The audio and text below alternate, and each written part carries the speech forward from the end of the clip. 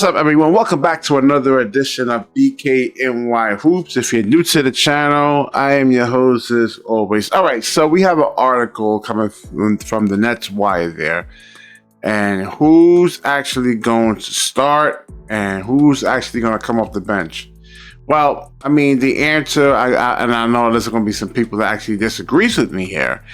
It's going to be Spencer Dinwiddie, simply for the fact that the Brooklyn Nets actually have a lot of time, I guess money, really invested in Ben Simmons, plus the fact that he was actually a 3-time All-Star. So we're going to get into this article right here. Let's pull it up. And again, this comes from, well, I guess this is, no, I'm sorry, this is from Yahoo Sports. All right, so Ben Simmons actually says he's a point guard. Now, understand that being a point guard is not like, it's just, you can't just take anybody. Let's say somebody's 6'2", in terms of their height, and say, oh, okay, they're a point guard. Being a point guard is actually a mindset, all right? So I don't know what happened with Spencer Dinwiddie. His first tenure with the Brooklyn Nets, he actually ran the offense pretty well. And then, as he left Brooklyn, he started to get into more of a scoring mindset. But when he was first with the Brooklyn Nets, I mean, that year when Billy King got him, he was, he ran the offense pretty well. So I don't know what actually happened with Dinwiddie. It's a lot of work actually running the point guard position. It's very, very exhausting. A lot of people really don't want to do it. It's a lot of work, calling screens, calling for the screener and directing guys. I mean, it's a lot of work over here. All right, so we're going to get into this article. It's going to break down the reasons why they say Ben Simmons should actually start. And you got to look at the plus minus numbers. That's really one of the things right there. That Ben Simmons last year was a plus 40. And we're going to look at the numbers on Dinwiddie. So as Simmons starts at point guard this season, it would display Spencer Dinwiddie, the 9-year veteran, started 26 regular season games and 4 playoff games at point guard after he was acquired from Dallas Mavericks and in the Kyrie Irving deal. So one of the things that's really important to note too is that Dinwiddie's actually coming up for a contract, I guess extension. He'll be a free agent after this season. Now I think he's 31 years old. This is really, really, really, really, really important to Dinwiddie because I believe this will be his last. Let's say, how much he averaged last year? I think it was like 16 something points. Now that's not bad for actual backup. So if they can give a lot of players, I just can't even think of these guys right now. I'm tired. It's about 12, 14 at night when I'm doing this video. I have to learn how to do this at 9 o'clock, 10 o'clock, and be for real about this and not just treat this as a hobby or something like that, man. So that's one of the things I have to work on. But if they can give let's say, what's his name, Tyler Hero, $120 million, then I guess, I don't know if Dinwiddie's actually better than Tyler Hero, but both of these guys, never made an all-star team. I don't think Spencer will ever make an all-star team, and I damn sure know Tyler Hero is not going to make an all-star team.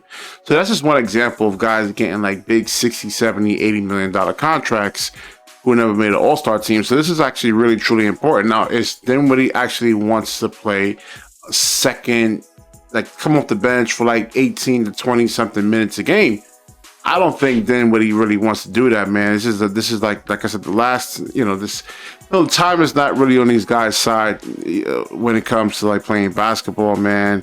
You're lucky to get 10 years.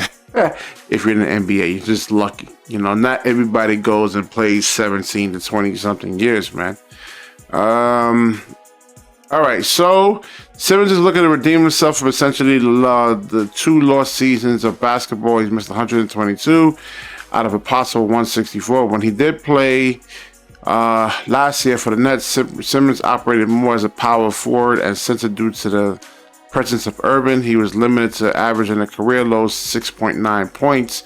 attempting a minuscule 7.7. Now, this is actually really a lot to do with Kyrie. I break this down in the video and actually show film of this where Ben Simmons will actually bring the ball up, get the ball to Kyrie, and the ball wasn't coming back. So pretty much a lot of different players. I mean, like TJ Warren. I mean, you can get other guys going. Now, TJ Warren was actually a scorer.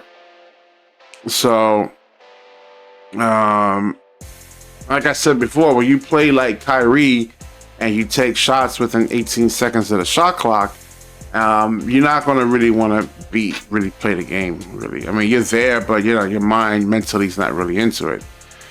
All right, so on defense, the lineup was 6'10" Simmons, 6'6" Bridges, 6'8" Johnson, 6'11" Nick Claxton is capable of switching across multiple positions and features several players with length. If an extra defender such as Royce O'Neal or Dorian Finney-Smith is in that lineup with that group, the Nets can have a very, very stout defense. All right, so like I actually said in the previous video, Brooklyn, you cannot play with the Brooklyn Nets. All that heavy isolation basketball is not going to really cut it. And when you have young teams, like bad teams, a lot of rebound teams, guys that's actually looking for contracts. So let's say you got like 2 or 3-year players looking for that next big contract. You're going to have to play team basketball really to beat the Brooklyn Nets, man. This is not going to be, they got like, 5 guys, like I said, who can actually really hold their own on the defensive end, which is another reason why you want to bring Simmons in as your starting point guard. His ability to actually defend 1 through 5. He can guard all 5 positions, where Dinwiddie can probably guard 1 through 3. All right, so it says Simmons over here shared a backcourt with Dwight Howard, and they were awful together. In 36.8 minutes, a 2-man lineup of Simmons and Howard was outscored by 8.8 per 100 possessions. So Simmons was actually better with Claxton on the floor last season, plus 5.7 points per 100 possessions and 5. Yeah, I mean, I watched all the games with when it came down to Ben Simmons and Nick Claxton on the floor. They actually really worked well with each other, man. I mean, Ben Simmons actually was looking for him when he actually got double teamed, and Nick Claxton knew how to actually cut and move without the basketball a little bit better than, let's say, Dwight Howard, who was just stand there and not pretty much, do any kind of movement or anything like that. So, let's get into Spencer Dinwiddie over here. So outside of Simmons, the Nets have an option of kicking this season with Dinwiddie running the show. The guard averaged 9.1 assists in his limited time at Brooklyn last year. So that's a good thing. Again, it's just, does he really, in his heart and his mind, actually really, really want to do that? Like I said, Dinwiddie wants to go out there and really score, where Ben Simmons wants to actually run the offense, make sure everybody actually gets involved. It's a different mindset, and that's okay. There's nothing wrong with that.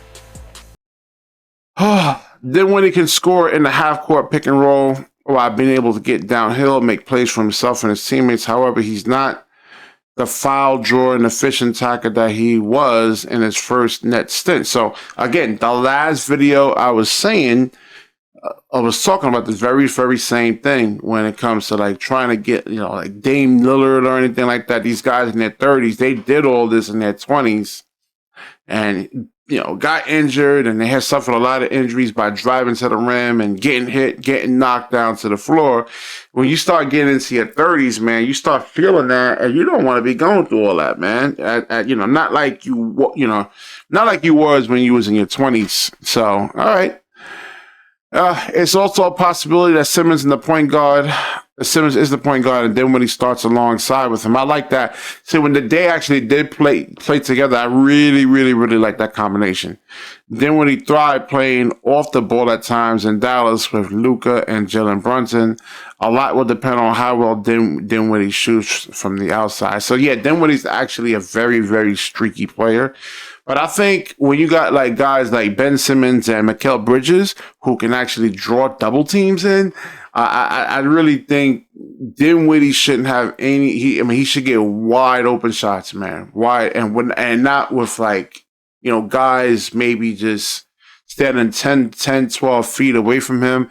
Ben Simmons, you got a hard double team. I did multiple videos on him for the people saying, no, you don't got to do that. Well, go look at the videos or you go watch the highlights yourself.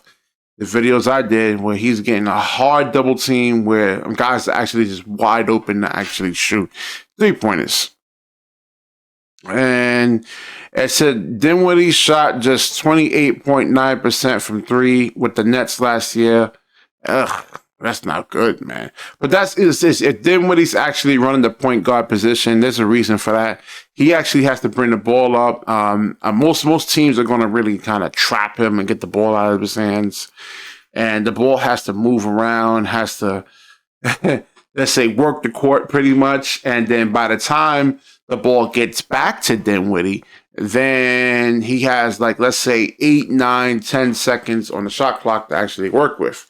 So I think with Ben Simmons at the point guard position and Dinwiddie playing next to him, I think he should be able to shoot like 36%, maybe even 37% from 3, because the type of attention that Mikal Bridges is going to get, and he said he's actually going to work on his playmaking. So that's really a good thing over there. So, what do you guys actually think? Should Dinwiddie actually start? Ben Simmons come off the bench and actually really kind of run the second unit right there? Those guys are going to need a lot of leadership. It also depends on like the backup point guards, Dennis Smith Jr.'s, how well he can actually do. But this team is, like I said, this is a really, really, really, really deep team. You could put, like I said, you could start Spencer together and may work because Spencer, again, is looking for a big payday. He's going to come out firing. He's going to come out in some of the best shape of his life to really, really earn that money. And I don't blame him there. All right, so I'm falling asleep over here, man. I am so tired right now. Definitely like, comment, subscribe. Certainly share this video. And when you share, the universe certainly shares back with you. Peace.